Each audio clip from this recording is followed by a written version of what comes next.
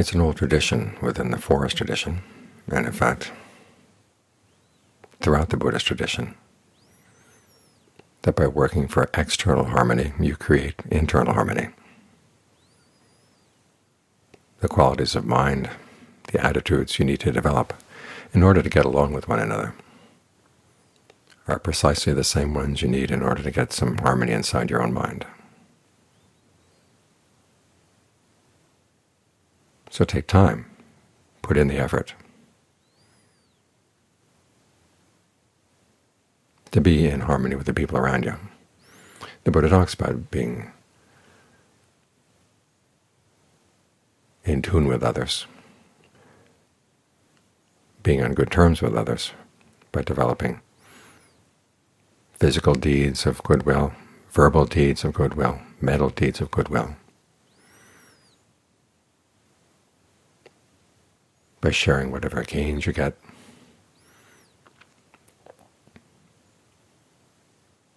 by having a certain similarity in your views in line with right view, similarity in your virtues in line with the virtues pleasing to the noble ones.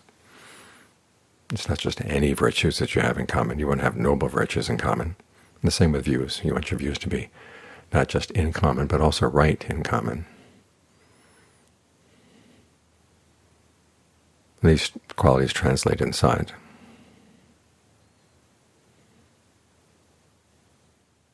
This takes time. You have to be careful. As you're dealing with other people, you can't just say or do what first occurs to your mind. You have to stop and ask, is this the right thing to say? Is this the skillful thing to say or to do? The Buddha gives 4 guidelines. It's interesting that these 4, on the one hand, are part of a chant that we have at the meal regularly. They're also adopted by the Mahayana.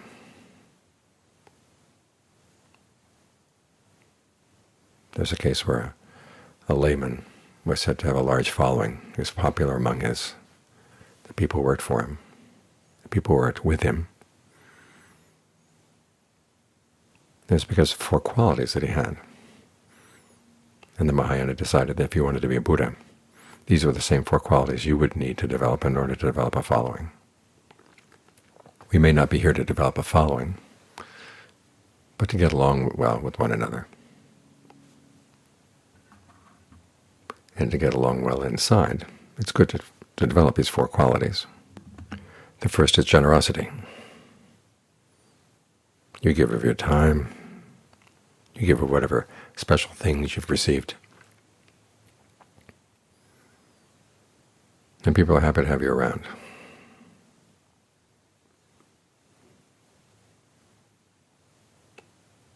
You realize that any situation has to depend on what you put into it.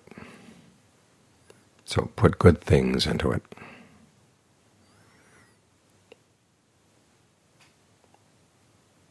The second quality is endearing words. Now, this doesn't mean sweet talking all the time, but it does mean that you show respect to the other person. If you're going to be critical of what someone else has done, do it in a way that shows that you actually respect the person. If your criticism shows that you look down on that person, they're not going to want to hear it. And the criticism, instead of making the group better, actually makes it worse. Ideally, that's what criticism should be for, is to make things better. So you have to ask yourself, what would be the best way to get the other people to want to make things better in that way? And of course be open to the possibility that your ideas may not necessarily be right. So show a certain amount of humility.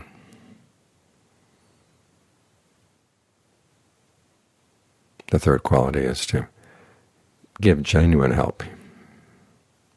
You don't help just to make points. You ask yourself, what does that person need? This is an extension of generosity.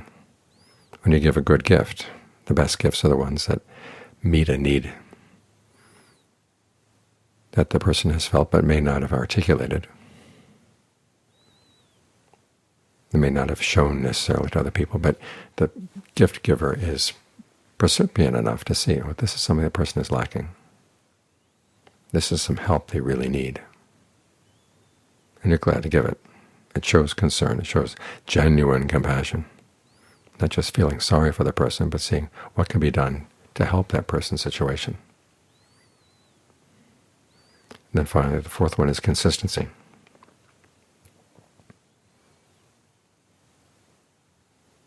Years back, there was a positive psychology writer who was saying that if you're consistent in your help for other people, they don't appreciate it. So it's good to be inconsistent. Now that kind of advice should be thrown out.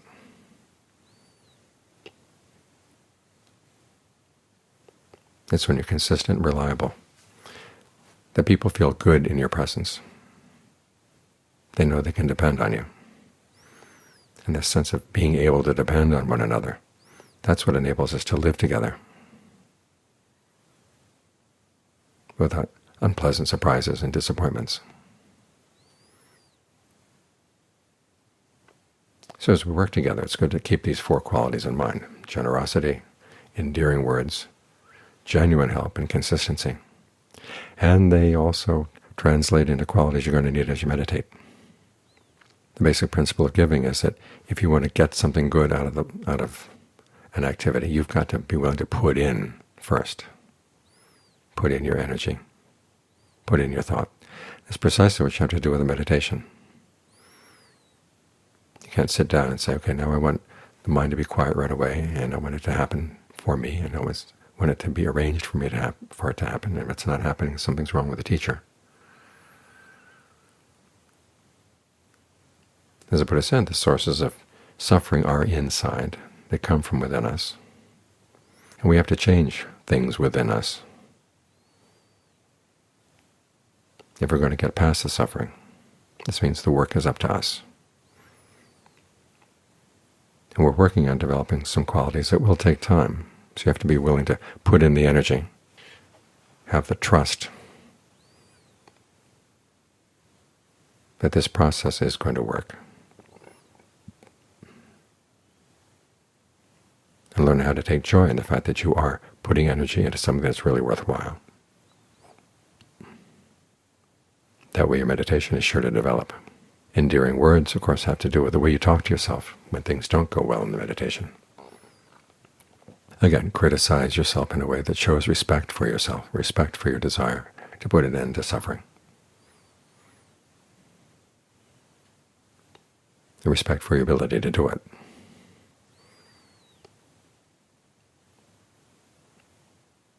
If your criticism of other people is destructive, then your criticism of yourself is going to be destructive.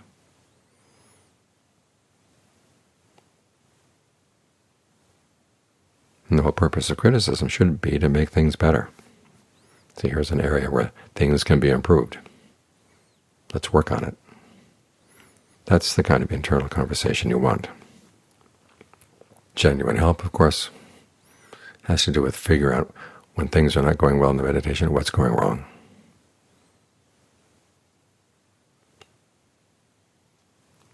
Instead of saying, today's meditation is not going well, I might as well give up. You say, today's meditation is not going well. What's the problem? Let's see what we can do to make a positive change here. We're meditating not simply to have a good time or to have a nice restful hour or so. We're here to work on the mind, to improve the mind, to make it more skillful in its concentration, more skillful in its discernment. That's genuine help for the mind.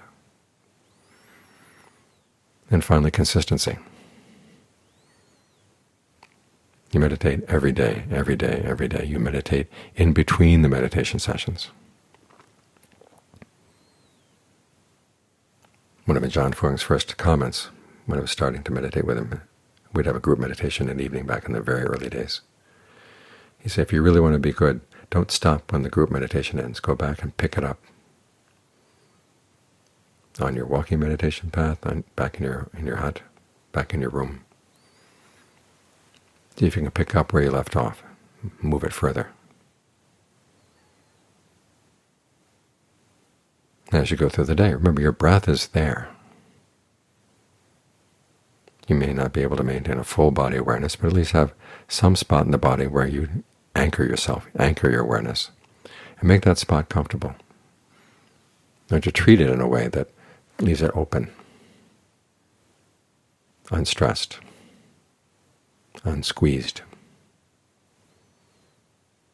And you begin to notice when something unskillful comes up in the mind, there will be a squeezing in the more sensitive parts of your body. One, that alerts you to something's going on in the mind that should not be going on in the mind. And two, at the very least you can unsqueeze that spot, keep it open, keep the breath energy flowing. And that unskillful state of the mind doesn't have any area of the body that it can take over.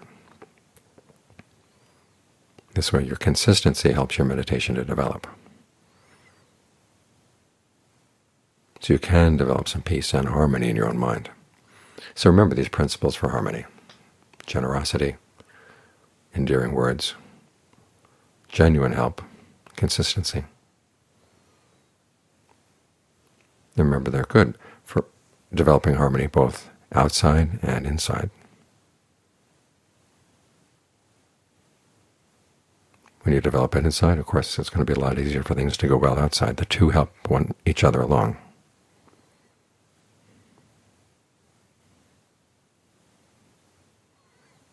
It's in this way that our living together as a group, living together with other members of the human race, actually becomes helpful to our meditation. And our meditation becomes helpful for our life outside.